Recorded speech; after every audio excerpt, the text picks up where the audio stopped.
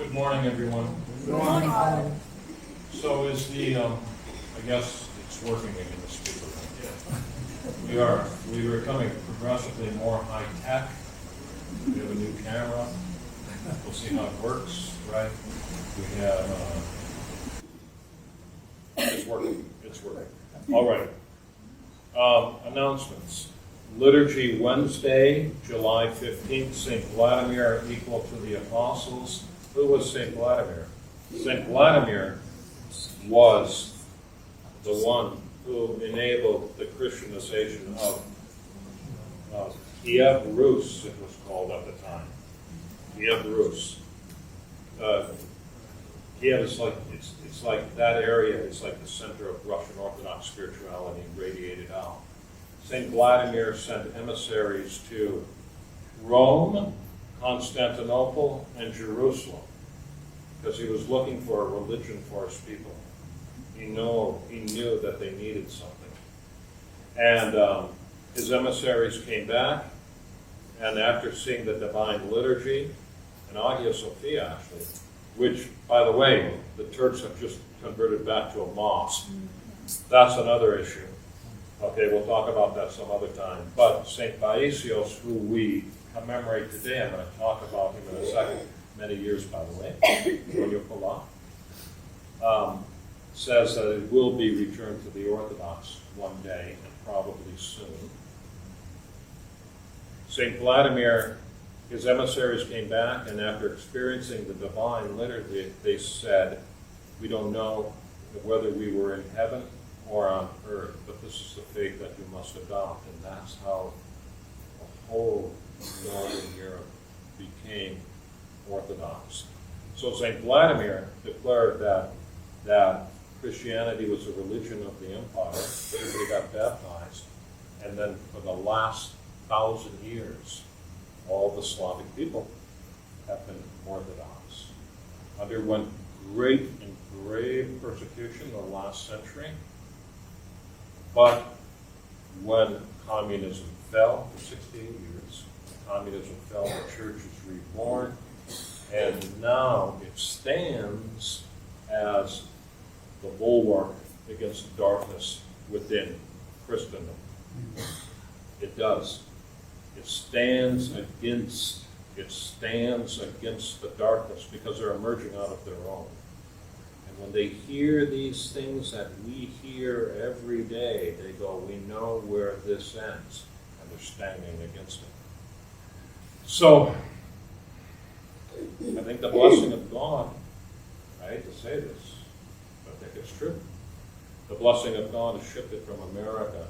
We should be the defender of the defenseless. We aren't anymore, unfortunately. It's now shifted to Russia, because Russia is the defender of Christians in the world.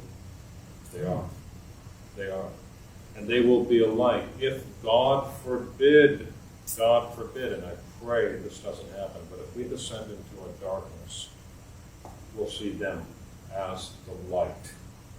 Isn't this interesting how things have reversed?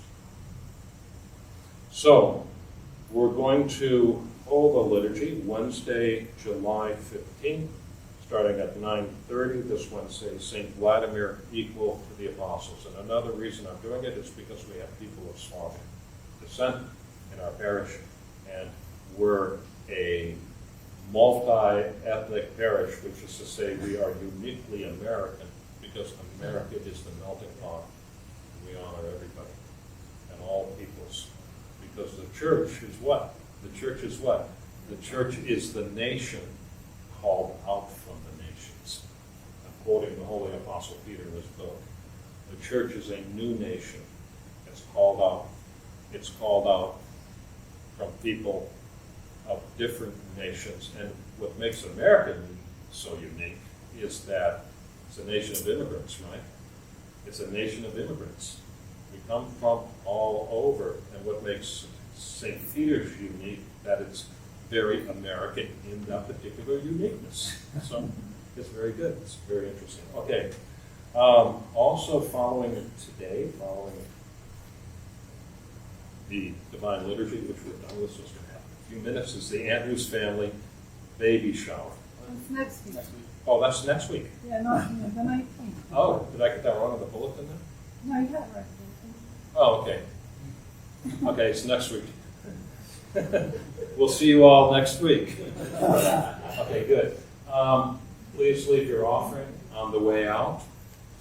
It's also today, Jeremiah, bring up the St. Paisios. It's also, we honor St. Paisios. We still call him Elder Paisios sometimes because he's so new. He was just canonized. Yeah, that's right. A great saint of the Orthodox Church. He died in 1994. Been very active in our parish, including, Jeremiah, I don't want to put you on the spot, but the healing of your injury after your car accident, a miraculous healing that St. Paisios effected. And I want us to bring him special honor because he's active. He's very active. I know we have one Paisios today, in many years. We have a lot of guys who when they convert, you take the Christian name and they take the name Paisios. They love this saint. Saint Paisios is a saint who's helped many, many people. You can read about him online. A lot of miracles he has performed. But he's also particularly fond of young men. So, and he's very active in the United States, bringing people out of what I call the matrix into the light. Okay? To become red-pilled, I'm using the terminology of that. To become enlightened is really to become spiritually enlightened. And he goes before a lot of these young guys are not even aware of it until they find Christ. They find Christ in his fullness. And they fall in love with the saint, but the saint is the one who the Lord has assigned to bring them forward. I've seen this a lot, so that's how I can say with assurance. And so, what name do you want?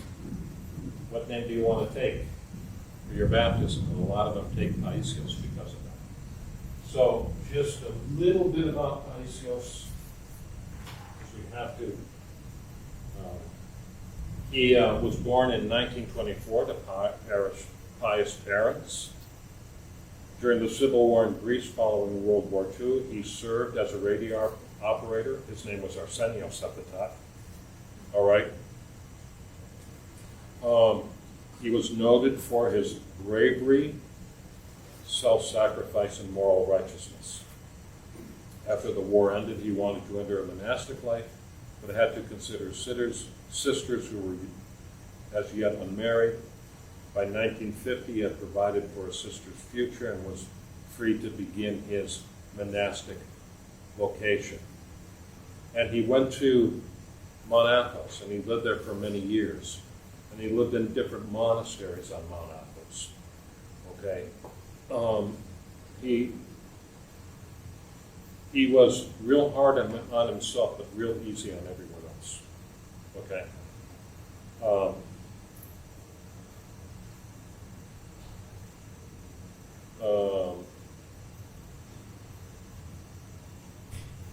In 1958, he was asked to spend some time in his home village to support the faithful against the proselytism of Protestant groups.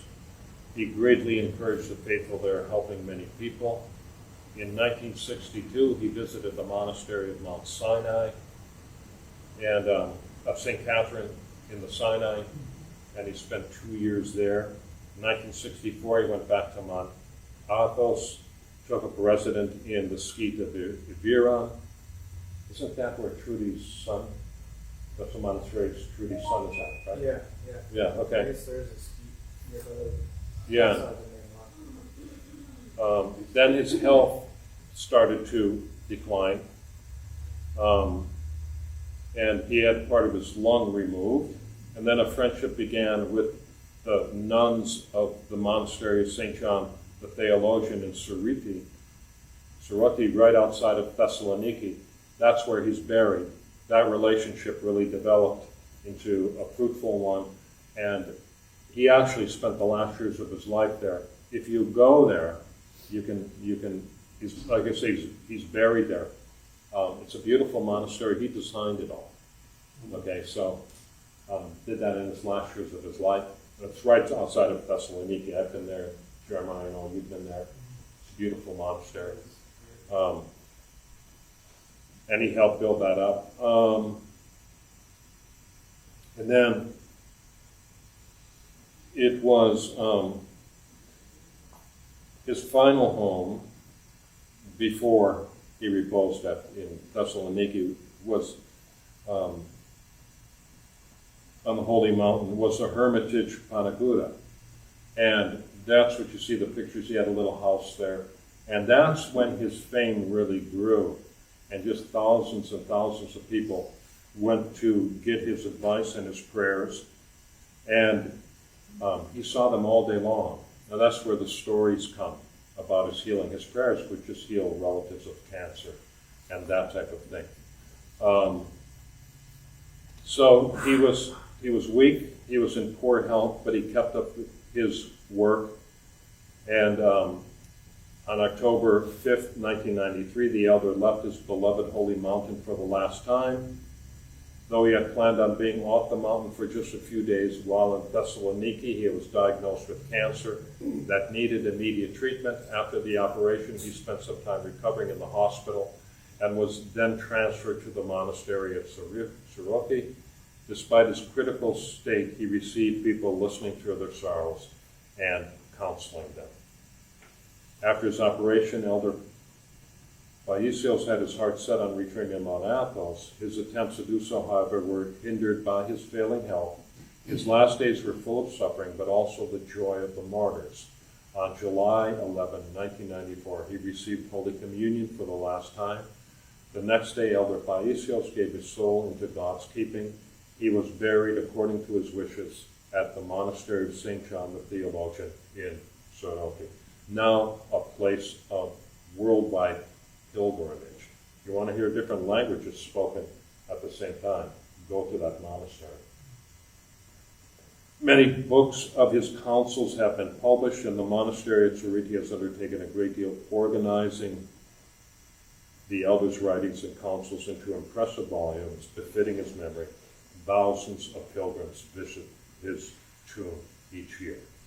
So that's Elder Paisios. You can read the story about his miraculous healing in St. Peter's on the website.